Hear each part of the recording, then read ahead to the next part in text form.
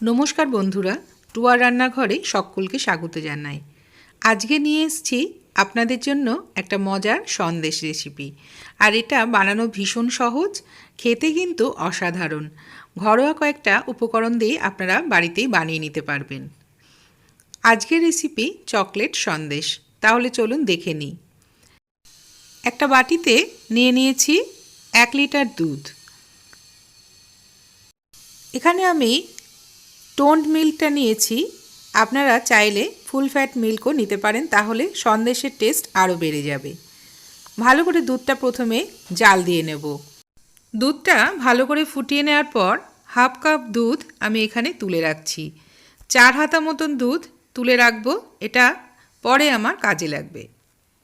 এবার দুধের ছানা কাটানোর পালা। 2 চামচ ভিনিগার বা লেবুর রসের সাথে 2 চামচ জল মিশিয়ে একটা ঘোল তৈরি করে নিয়েছিলাম, সেটা অল্প অল্প করে দিয়ে ছানাটা কাটিয়ে নেব। আর দুধটা ফুটে যাওয়ার পর গ্যাসের ফ্লেমটা অফ করে দিয়ে তারপরে এই কাজটা করতে হবে, তাহলে ছানাটা খুব সফট হবে। ভালো মতন ছানা কেটে গেছে।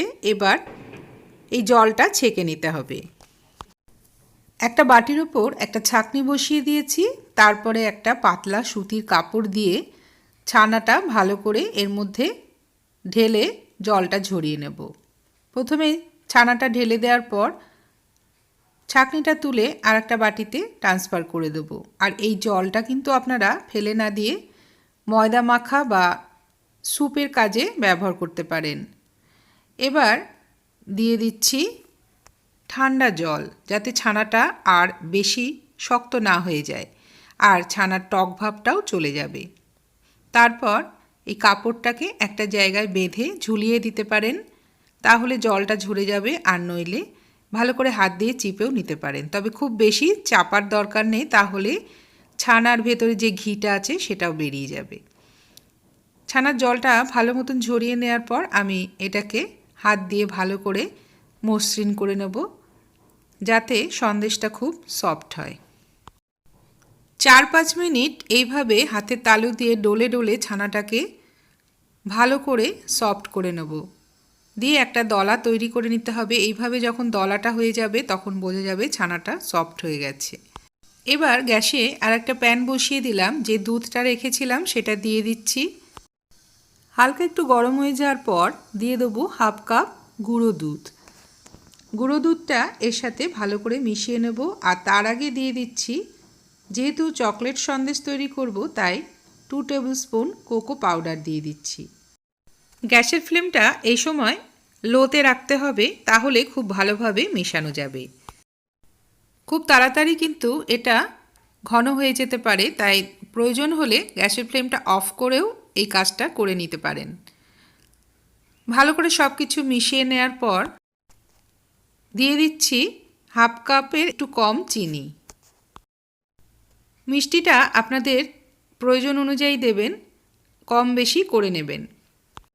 গ্যাসের ফ্লেমটা লোতে রেখে কন্টিনিউ নাড়তে নাড়তে দেখা যাবে যে মিশ্রণটা ঘন হয়ে এসছে। তখন ছানাটা আমি এর সাথে মিশিয়ে দেব। ছানাটা দিয়েও ভালো করে সব কিছু নেড়ে নেড়ে মেশাতে হবে, যতক্ষণ না এর ভেতরে যে ময়েশ্চার আছে সেটা চলে যায়। 4-5 মিনিট ভালো করে এটা নেড়েচেড়ে মেশানোর পর একটু ঘন হয়ে এলে দিয়ে দেবো 1 টেবিল স্পুন মতন ঘি। তো আমি এখানে টোন্ড মিল্ক ব্যবহার করেছি, তাই অল্প একটু ঘি দিলাম। যদি আপনারা ফুল ফ্যাট মিল্ক ব্যবহার করেন তাহলে কিন্তু ঘি দেওয়ার কোনো দরকার নেই। ঘিটা সব জায়গায় ভালো করে নেড়েচেড়ে মিশিয়ে দেবো। আরও 2-1 মিনিট লো ফ্লেমে নাড়াচাড়া করার পর এটা কিন্তু প্যানের গা থেকে একদম উঠে আসবে। আর তখনই এটা নামিয়ে একটা প্লেটে ঠান্ডা করার জন্য রেখে দেব।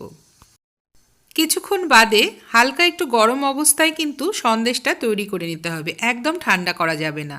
তার আগে আমি হাত দিয়ে আরও একটু ভালো করে এটাকে মেখে নিলাম।